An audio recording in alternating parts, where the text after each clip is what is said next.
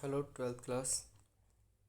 आज हम पढ़ रहे हैं। कल हमने इलेक्ट्रोस्टैटिक पोटेंशियल किया था और हमारे पास जो रिज़ल्ट आया था that was V is equal to K Q by are.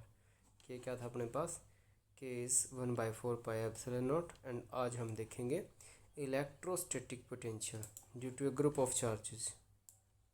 We have many charges and we have to calculate total potential. ठीक है, तो टोटल पोटेंशियल कैलकुलेट करेंगे। आपको पता है formula V is equal to K Q by are.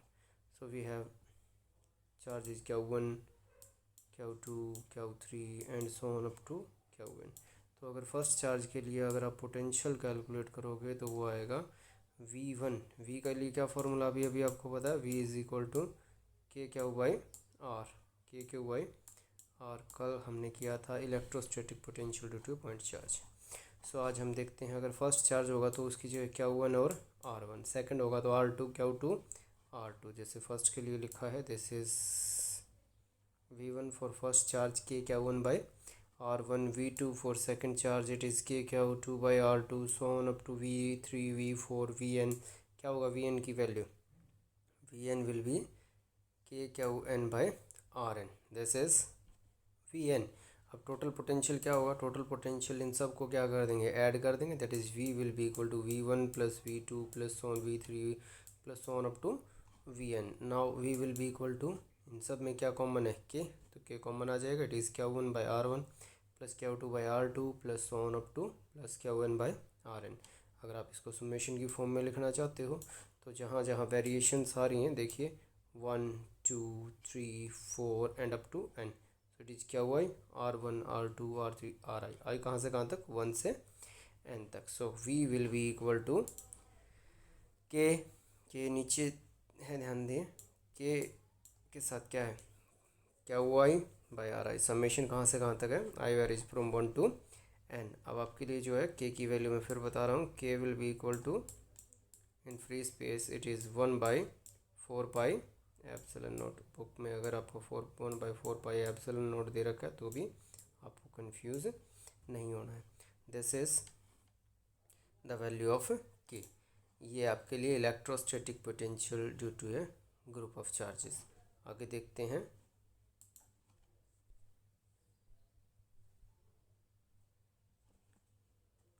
अभी हम पढ़ेंगे electrostatic potential due to an electric dipole. अब आपको पता है what is an electric dipole? It is pair of two charges. So इसका मतलब हमें पोटेंशियल कैलकुलेट करना है दो चार्जेस के लिए।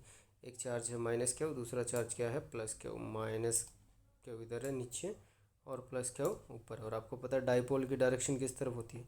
माइनस क्यू से प्लस क्यू की तरफ। सो this is the direction of dipole movement और यू में से डाइपोल। सो अब इस डाइपोल का सेपरेशन हम हर बार कितना लेते हैं? ये आपको लिखा हुआ दिखाई दे रहा है। डाइपोल का सेपरेशन लेते हैं कितना? 2a। एक मिनट, हम सिर्फ डायग्राम पे फोकस करते हैं अभी, बाद में और चीज़ों की स्टडी करेंगे। देखिए एक मिनट।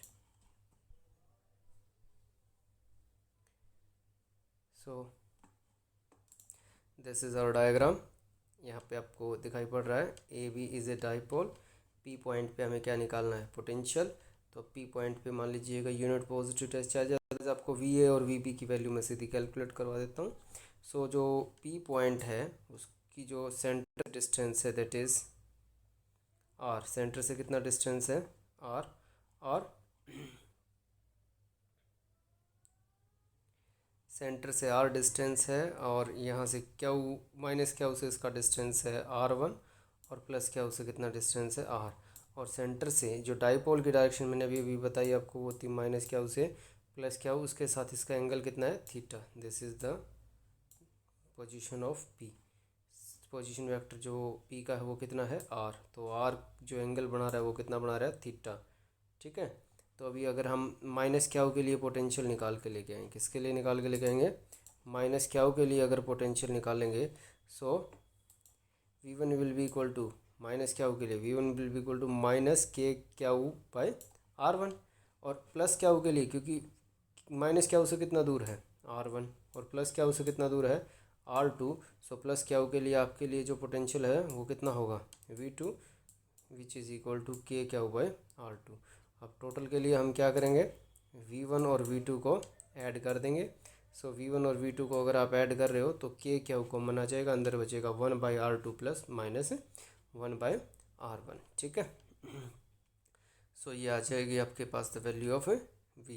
अब हमें क्या करना है, इसको थोड़ा सोल्व करेंगे। अगर आपको R1 और R2 ना दे के सिर्फ सेंटर से डिस्टेंस दे रखा है तो आपको triangle law of vector addition आपको लगाना आना चाहिए। मैं फिर से आपको R1 और R2 की वैल्यू निकालना सिखा रहा हूँ। देखिएगा अगले डायग्राम में कैसे दिखाई जा रही है आपको।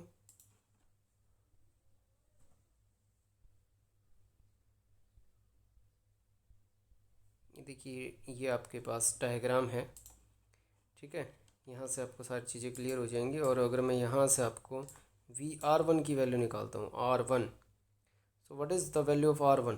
अगर आप यहाँ से देखते हैं तो this is R1, OAB, this is O, point O indicate कर रहा हूँ मैं यहाँ से।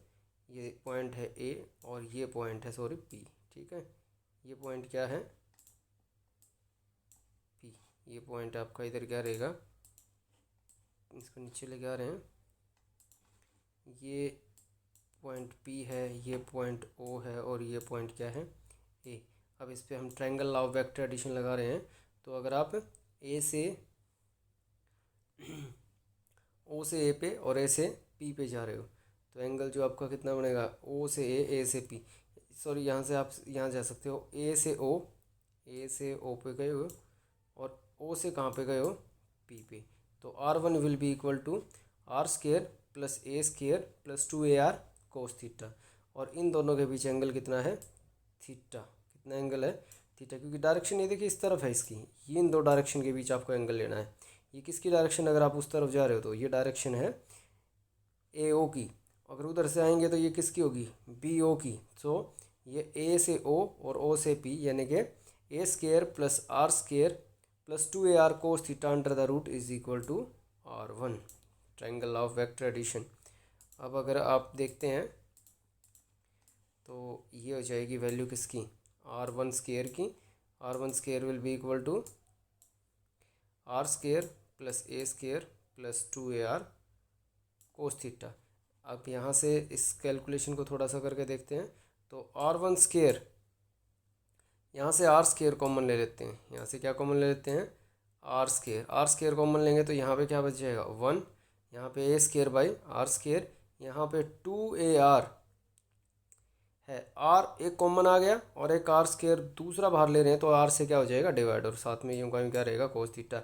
अगर आपको इस रिजल्ट को चेक करना है, जिसको मैं अभी स्टार बना रहा हूँ, तो आपके लिए बिल्कुल सिंपल है। R स्केयर को आप अंदर मल्टीप्लाई कीजिएगा, R square into 1 R square, R square into A square by R square, cancel हो जाएगा A स्केयर। और इससे मल्टीप्लाई करोगे तो R स्केयर से ये R के स्केयर से R कैंसिल हो जाएगा और R into 2AR cos theta, तो लेके जाओगे तो सही हो जाए। अब अगर आपके पास अगर डाइपोल का जो सेपरेशन है वो काफ़ी कम है, ठीक है, if A is very small then A square is very very small and A square by R square is again very very small. So A square by R square अगर बहुत ज़्यादा छोटा हो जाता है तो उसको हम क्या कर सकते हैं, neglect. So R1 square will be equal to R square into 1 plus 2A by R cos theta. जबकि हमें किसकी वैल्यू चाहिए, हमें वैल्यू चाहिए 1/R1 और 1/R2 की। अगर ये वैल्यू हमें चाहिए तो इसका क्या कर देंगे, इनवर्स।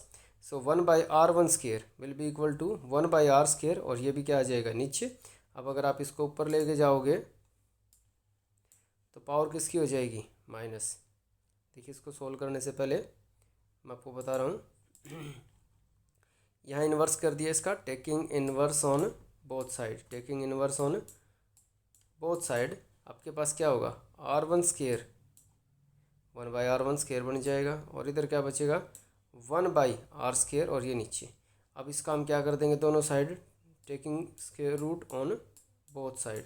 तो इसका रूट करेंगे तो 1 का रूट 1 और R1 स्केयर का रूट R1, इधर R स्केयर का रूट R, और ये हो जाएगा अंडर द रूट दिस। इसको हम क्या लिख सकते हैं, पावर 1/2।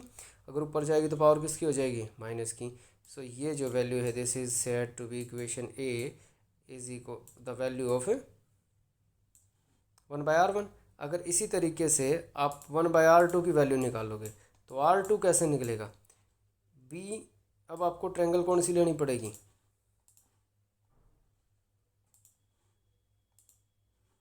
अब आपको ट्रायंगल लेनी पड़ेगी बी ओ पी। आप बी से ओ पे जा रहे हो और ओ से कहाँ पे जा रहे हो, पी पे। तो अब आपका रिजल्ट क्या होगा, R two square is equal to R square plus A square plus 2ar cos theta. Theta कितना है 180 माइनस थीटा, क्योंकि डायरेक्शन अपोजिट हो गई है, बी से ओ की तरफ आ रहे हैं। अब ये एंगल लिया जाएगा इन दो डायरेक्शंस के बीच, ये एक ये डायरेक्शन है और एक ये डायरेक्शन है।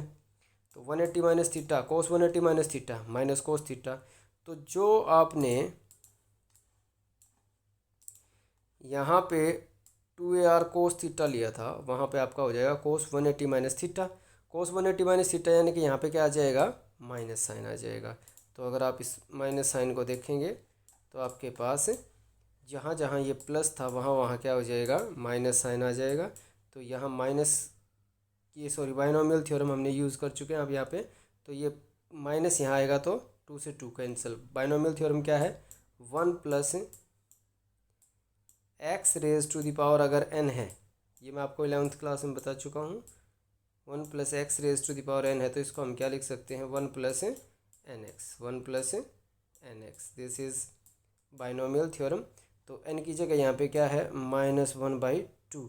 -1/2 यहाँ आएगा तो plus minus minus, it will be 1/r1 is equal to 1/r into 1 minus a/r cos theta. ऐसे अगर r2 की वैल्यू निकाल लेंगे तो माइनस की जगह क्या आएगा, प्लस, क्योंकि यहाँ अगर माइनस होता तो माइनस माइनस क्या हो जाएगा, प्लस हो जाएगा। So these are the values of 1/r1 and 1/r2। ये वैल्यूज़ है 1/r1 और 1/r2 की। अब ये वैल्यूज़ हमें रखनी है ऊपर, जो इक्वेशन हम निकाल के लेके आए थे। ये इक्वेशन फर्स्ट में जो v की वैल्यू अपने पास आई थी, इस इक्वेशन के अंदर आप 1/r1 और 1/r2 की वैल्यू रखेंगे। देखिए कैसे ये वैल्यूज़ रख दी गई हैं। के क्या बाई आर यूँ का यूँ है, अंदर क्या है वैल्यू 1/r1 की वैल्यू बताइए, 1/r2 माइनस 1/r1 है तो 1/r2 की वैल्यू ये देखिएगा, ये 1/r कॉमन आ जाएगा तो ये हो जाएगा के क्या बाई आर, अंदर 1 plus a/r cos theta minus 1 bracket खोल दी और माइनस माइनस क्या हो जाएगा, plus a/r cos theta. Minus से माइनस कैंसिल हो जाएगा, -1 से +1, और यहाँ पे आ जाएगा a/r cos theta plus a/r cos theta, it will B 2a/r cos theta. अब आप 2a/r कोस थीटा इसको लिखोगे तो ये हो जाएगा 2a/r cos theta. r into R क्या हो जाएगा, आर स्केयर, और क्या इंटू 2a क्या हो जाएगा, याद है आप सबको, क्या into 2a is p। So it will be K P by R square into cos theta. This is electrostatic potential due to an electric dipole. अब इसके लिए आप स्पेशल केसेस कर सकते हो अगर आप करना चाहो तो। अगर आपको एक्सियल लाइन पे इलेक्ट्रिक फील्ड इंटेंसिटी निकालनी है, एक्सियल लाइन पे थीटा कितना होगा, at axial line theta is equal to 0। मैंने इलेक्ट्रिक फील्ड इंटेंसिटी बोला हो तो आप ध्यान रखिएगा, it is electrostatic potential. Theta 0 होगा तो कोस 0 1। सो एक्सियल लाइन पे पोटेंशियल क्या होगा, के पी बाई आर स्केयर, के पी बाई आर स्केयर। और अगर आपको याद हो तो एक्सियल लाइन पे ये v है, एक्सियल लाइन पे कहाँ पे, एक्सियल लाइन पे v की वैल्यू है। अगर आपको e की वैल्यू एक्सियल लाइन पे याद हो तो e की वैल्यू में आपको कंफ्यूज नहीं होना है। एक्सियल लाइन पे इलेक्ट्रिक फील्ड इंटेंसिटी क्या था, 2 kp by R cube, 2 kp by R cube. ठीक है, this is the value of electric field intensity on axial line, और ये वैल्यू हो जाएगी electric potential on axial line. अब और इक्वेटोरियल लाइन पे थीटा कितना होगा 90, और कोस 90 कितना होगा 0। So 0 into something 0, so we equatorial कितना होगा 0, वी इक्वेटोरियल हो जाएगा आपके पास 0, जबकि ई इक्वेटोरियल कितना आया था के पी बाई आर क्यूब। तो आप याद रखिएगा, आपसे पोटेंशियल पूछा जा रहा है या इलेक्ट्रिक फील्ड इंटेंसिटी। ठीक है, एक बार फिर से अगर आप देखें तो मैं बता रहा हूँ आपको, जो ए बी एक डाइपोल है, इसका सेपरेशन कितना है 2a, सेंटर कहाँ पे है ओ पे है, और इसके लिए हम इलेक्ट्रोस्टैटिक पोटेंशियल कैलकुलेट कर रहे हैं। और इलेक्ट्रोस्टैटिक पोटेंशियल के लिए अपने पास दो चार्जेस हैं, एक बार माइनस क्यू के लिए आप पोटेंशियल निकाल के लेके आओगे, ये आपको दिखाई पड़ रहा है माइनस क्यू के लिए जो पोटेंशियल है, यहाँ पे आपका प्लस क्यू के लिए पोटेंशियल है। सिंपल फार्मूला है v is equal to K Q by are. अब आप इन दोनों को क्या करेंगे, ऐड कर देंगे, और दोनों को ऐड करने के बाद के क्यू को कॉमन रखेंगे और 1/r2 माइनस 1/r1। अगर आप अब R1 और R2 की वैल्यू निकालते हैं तो आपको triangle law of vector addition की ज़रूरत पड़ेगी। और triangle law of vector addition के लिए ये देखिएगा, आपको दो ट्रायंगल चाहिए होंगी और वो मैं डायग्राम में बता चुका हूँ। One is AOP and other is BOP। यहाँ से आप इजीली 1/R1 और 1/R2 की वैल्यू निकाल सकते हो। जो स्टेप अभी अभी मैंने आपको बताए हैं, A² + B² + 2AB cos theta, जो कॉमन रख रहे हैं उसको कॉमन लीजिएगा, फिर उसके बाद इन्वर्स कीजिएगा और स्क्वायर रूट करके बाइनोमियल थ्योरम अप्लाई करके आप किसकी वैल्यू निकाल सकते हो, 1/R1 एंड 1/R2। फिर इनको पुट कर दीजिएगा, +1 से -1 कैंसिल हो जाएगा, A/R cos theta, A/R cos theta, 2A/R cos theta, क्या हो इंटू 2A क्या हो जाएगा P, so it will B KP/R² into cos theta.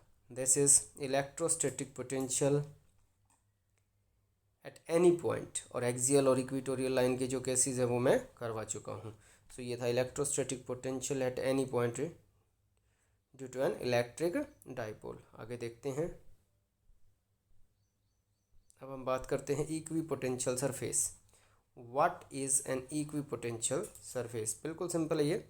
Equipotential नाम से पता चल रहा है, a surface where potential is equal at each point और every point is called equipotential surface.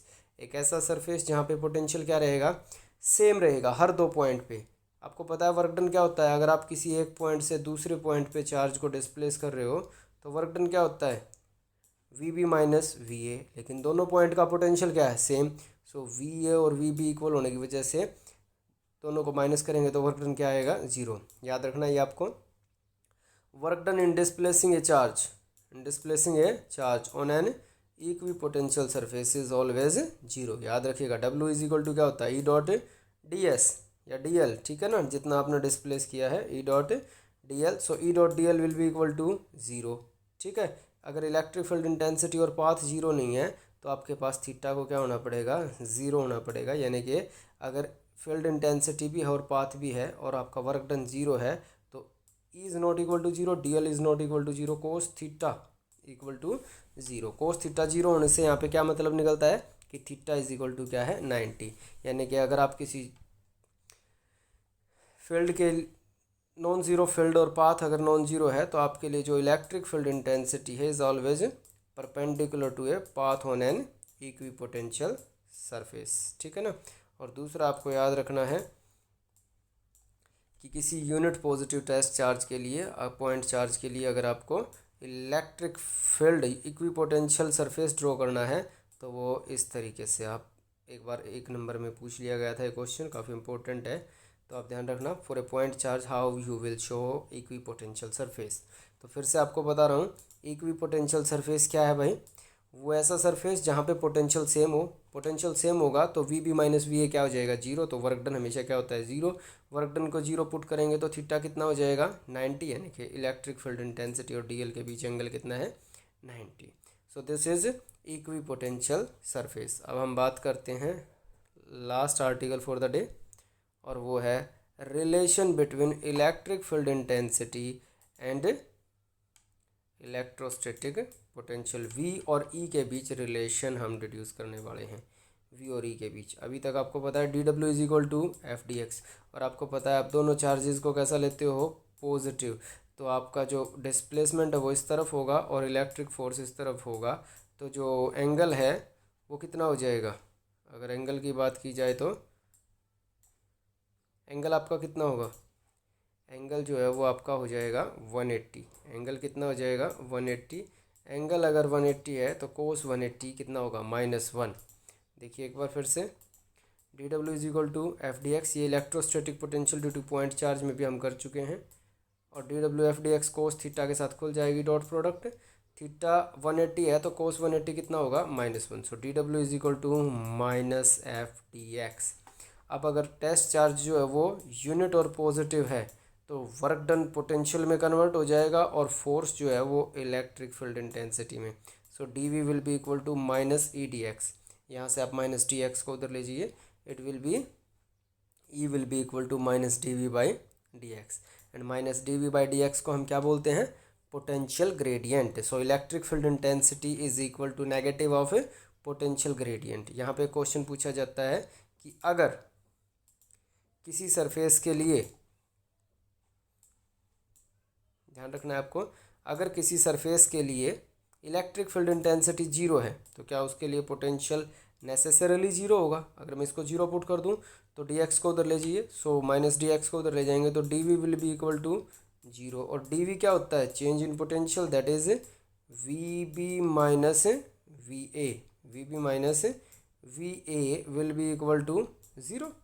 We B minus V A will be equal to zero. और ये दोनों जीरो तो इसका मतलब V B will be equal to V A. V B will be equal to V ए, यानी कि हर दो point पे पोटेंशियल क्या है, सेम। पोटेंशियल सेम होगा, पोटेंशियल क्या होगा, कांस्टेंट। कांस्टेंट जीरो भी हो सकता है, ऐसा नहीं कि वी जीरो ना हो, वी जीरो भी हो सकता है और कोई कांस्टेंट वैल्यू भी रख सकता है अगर ई की वैल्यू क्या है, जीरो। तो आपको ध्यान रखना है कि अगर ई की वैल्यू जीरो है तो ये ज़रूरी नहीं है कि पोटेंशियल भी ज़ीरो ही हो, वो ज़ीरो हो भी सकता है और कोई कांस्टेंट वैल्यू भी रख सकता है। So this is how we will deduce a relation between potential and electric field intensity। देखिएगा dw is equal to F D X, फिर से F D X cos theta, theta is 180, so cos 180 is equal to -1, dw is equal to minus F D X. और ये कई बार repeat में कर चुका हूँ, अगर टेस्ट चार्ज यूनिट और पॉजिटिव है तो w v में कन्वर्ट हो जाएगा और f जो है वो e में कन्वर्ट हो जाएगा, माइनस डी एक्स को उधर ले जाएगा। This is relation between e and v। So that's all from now. अगर आपको कोई प्रॉब्लम है तो आप आसानी से पूछ सकते हो कमेंट बॉक्स में या पर्सनली मैसेज कर सकते हो। रिटन वर्क अपना कंप्लीट रखिएगा साथ के साथ, ठीक है। देखते रहिए और समझते रहिए। Thank you for watching.